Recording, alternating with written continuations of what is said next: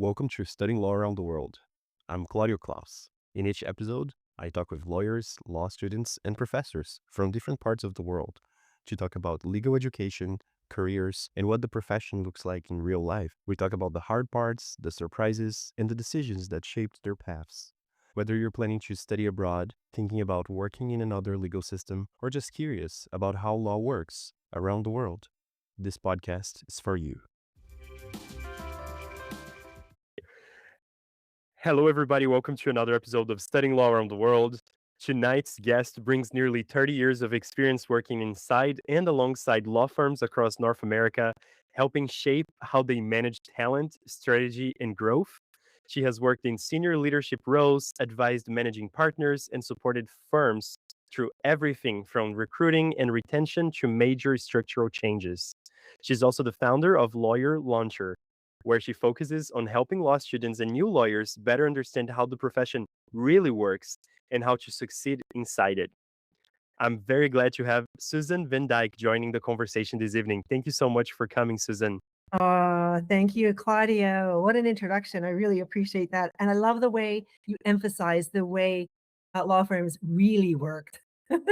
Absolutely. I'm so glad you accepted to come to the show.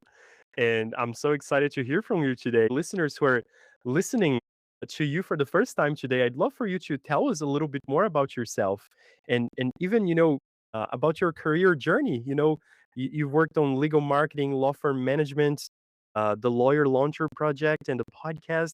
Thanks for asking, Claudio. So it's a long career, and in brief, it's been a really exciting journey working with law firms and lawyers that I'm still loving to this day after 30 years.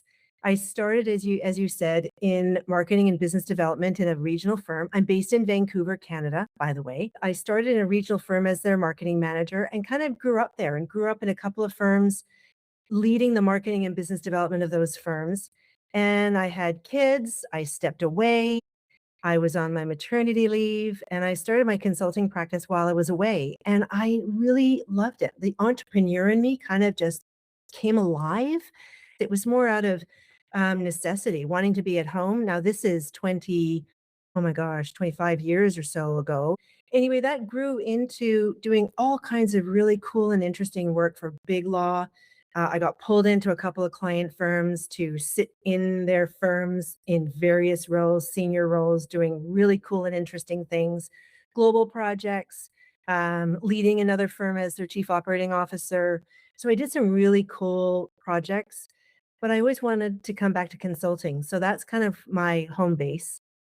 And I have now worked with, thousands of lawyers, literally thousands of lawyers, dozens of firms, and I have this really exceptional cross section of perspective and experience with big law, large firms, small firms, solo practitioners, and consulting in strategic planning.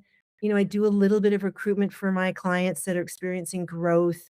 I work with students, I work with associates. I do a cross section of work. So it's really anything under the banner of management. So how a firm runs itself, how it concerns itself with profitability. So I get to kind of peek inside all these firms. I get to look in closets. I get to see skeletons. I get to see all the good, bad, and ugly and help them work alongside them with their senior people and help them recover and plan for the next stage. So I work alongside management teams.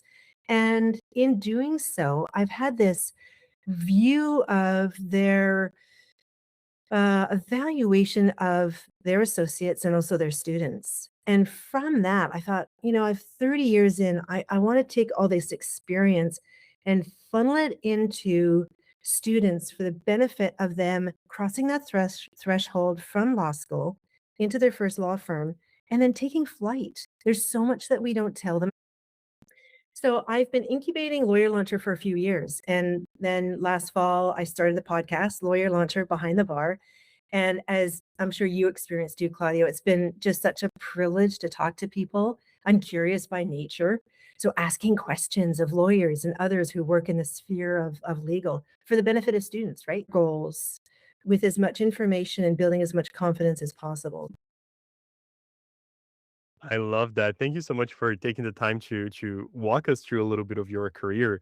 And I find it fascinating all that you've done and the roles you've taken on as well.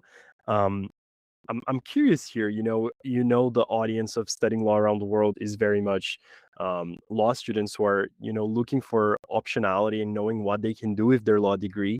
And after all of these experience you've had, I'm curious to hear, what do you think law students and new lawyers are misunderstanding the most about how law firms actually operate? There's probably a couple things. I think the first one is that law firms are a business. And certainly that is my perspective. That's where I spend all of my time is working on the business of law. And there's so many components. It's a very complex ecosystem. And it's not just about the practice of law. If you only practice law, there's only a few positions, a few firms where you can be successful in only practicing law, where you don't need to concern yourself with clients, with relationships, with developing business, et cetera. There's just so many other components to it. Another one is that law students come in and they sometimes believe that others are responsible for feeding them work for the long term. So students and new lawyers really need to start concerning themselves with the long run, how they're going to develop work for themselves. So it's not just getting your articling or internship position. It then becomes, how do I develop the practice that I want for myself? The long run, taking responsibility for the long run is the second thing.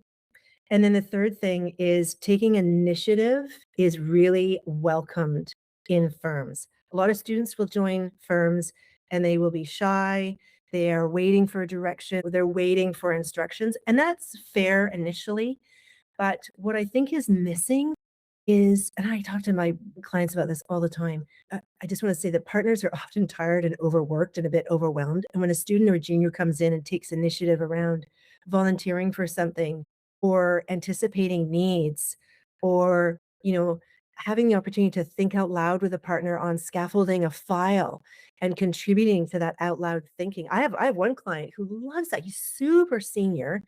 He's a litigator and he is a big personality, and he loves to think out loud with a student or an associate in his office. And I'm so encouraging of that because they get to hear the inside thoughts and he welcomes their input. It's not just that they're there to nod and agree with everything he says, right? He's like, I'm really interested, excuse me, in what they can contribute to my own independent thinking. So taking initiative, stepping into these rooms, I think is really welcome, and I don't know that that's done enough. Thank you so much for sharing that. I think it's one of those things that we really have to shine a light so the profession knows what's happening and what's expected of them. I also wanted to hear a little bit on the flip side from your management work with law firm leadership teams, with consulting. What are maybe some concerns that they have about this next generation of lawyers? There's a few themes that I'm hearing, and one is succession planning. And it's early days, right? For a junior or a student, they're not thinking necessarily that they're going to come in as a partner and they're going to take over the firm, et cetera. But it's something that occupies the thoughts of founders and partners is succession planning. So they're looking for successors for the business, for their own practice. They're looking for really strong communication skills. They're looking for the ability of those students to build relationships. They're looking for reliability. They're looking for hard work, and they're looking for that initiative that I talked about earlier. And another theme that I'm hearing a lot about is what I'll call the generational gap, where partners are of a certain age and these students come in and there is really different expectations about the practice of law. And actually, I just talked to a client about that this morning, where, the student is leaving before the partner is leaving in that practice group. The student is leaving where the partner's staying on until 6:30, thinking, geez, I'm here, working a full day and you're going home what appears to be a bit early. The expectations are very different. Some associates in another client firm, they want to come in at 10 o'clock in the morning. They want to get a few personal things done in the morning before they get into the office. Whereas by that time, if you're working, let's say in Vancouver and you're working with an Eastern client, that's middle of the day for them. And now their hair's on fire because their associate's not in the office. And the associate's version is, you can reach me. I'm available on text, email, Slack, what have you. And the partner's like, I want to see you in the office. I want to wander down to the office and lean against your door and have a conversation. So that can be really frustrating. So, and that's a common conversation that I have is around that generational gap and how do we close that gap? How can we build greater understanding on both sides? Yeah. Thank you so much for sharing those. I think that knowing about these expectations really can help you to know how to succeed and really thrive. Being aware that that could be the case in the firm where you're working, it Yeah. really gives you an edge, right? It does. It does. I think if you can anticipate some of these things and be sensitive to them, and it's all about understanding expectations, right? Absolutely, absolutely. So through this work that you've done as well in recruitment, retention, associate development, you had very much a front row seat in these hiring decisions. And I'm curious, are there a few things that separate students and junior lawyers who get hired back from those who don't? Uh, There are a number of things that can help, and one of the top ones is how effective are you at building relationships? And those relationships can be with a key partner that you're working with. It could be positioning yourself across the firm. It could be somebody who is potentially going to be really great at business development because you're good at listening. Not your sales. I'm not talking about sales. I'm talking about developing like meaningful, authentic relationships. If you are that person, you have good conversations. So building relationships is key because we're in a human business.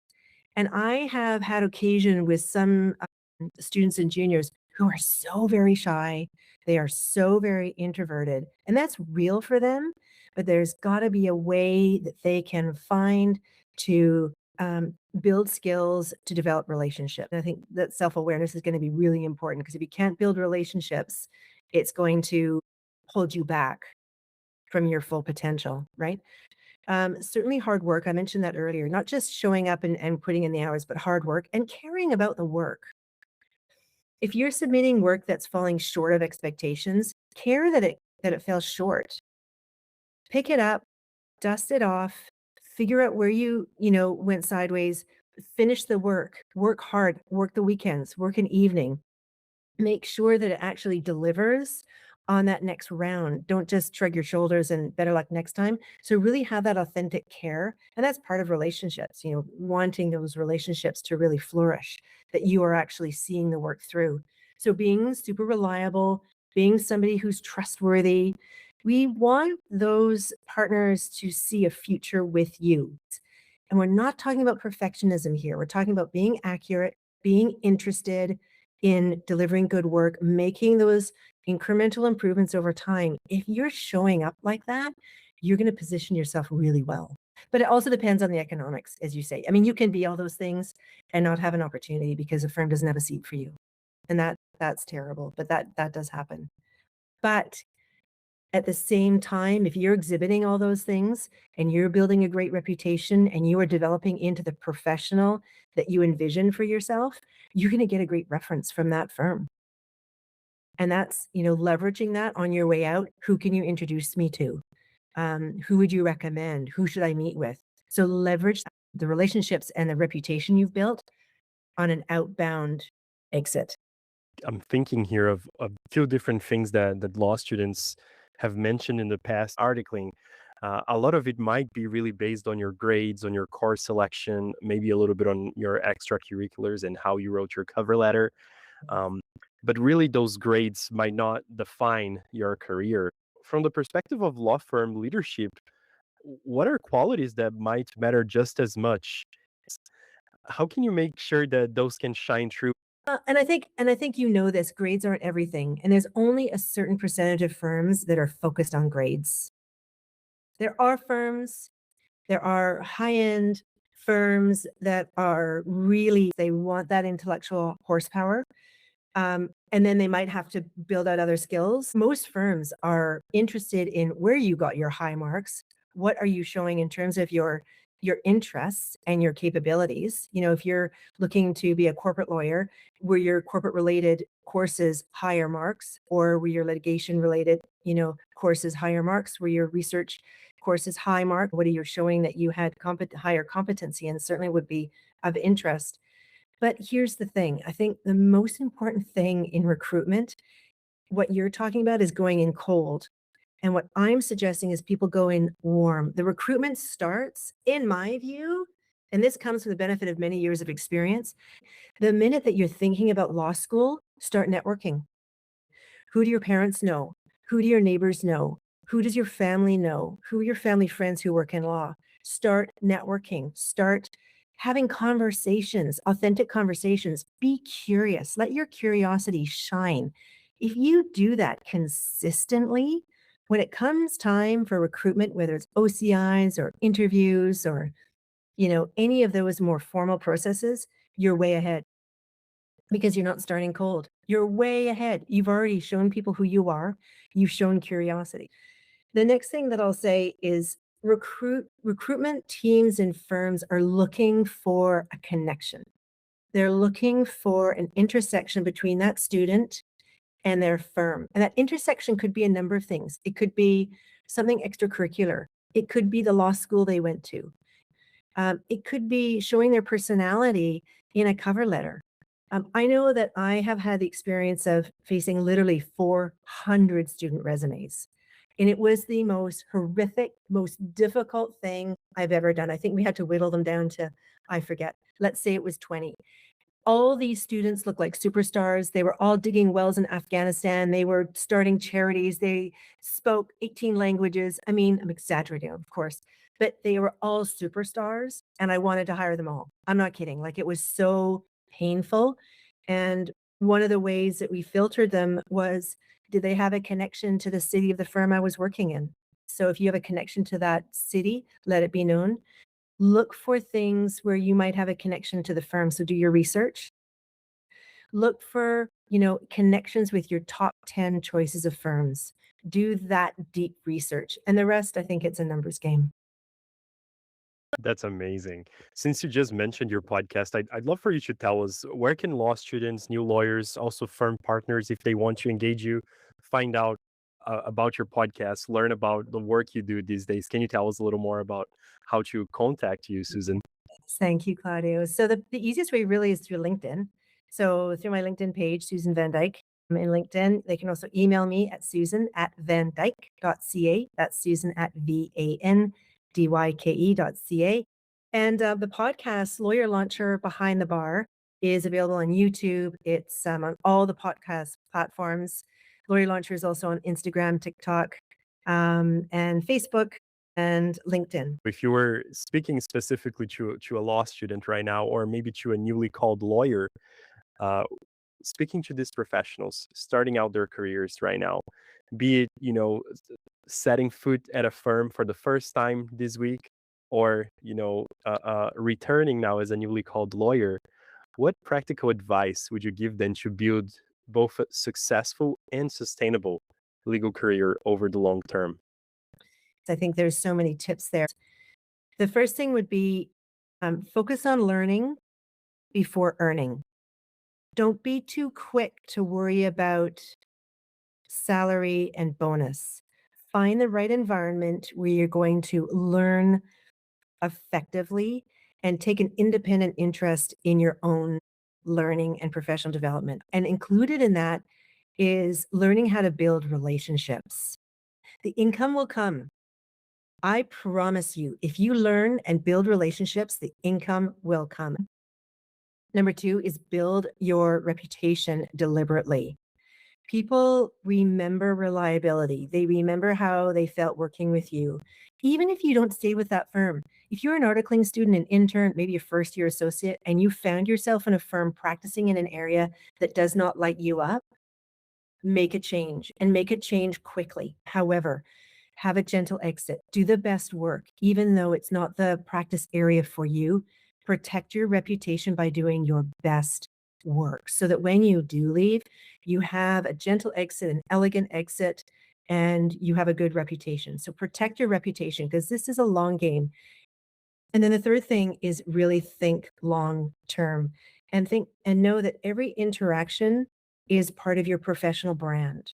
Keep your reputation intact when you're challenged, when you're working with staff, when you're working with a difficult partner, perhaps. Keep yourself steady. Make sure that you are paying attention to how you're interacting. And that requires a lot of self control, a lot of self awareness. But I would say your reputation is really so very important because it's the one thing that's portable. It will go with you. That's amazing. Susan, thank you so much for making the time to come on the show and share all of these incredible tips. For all of you who are listening, please make sure to check out the show notes here below so you can take a look at Susan's podcast and also all the incredible material that she's been sharing. My pleasure. Great work, Claudia. Love the podcast. Thanks again. I really appreciate it. And thank you all for tuning into today's episode.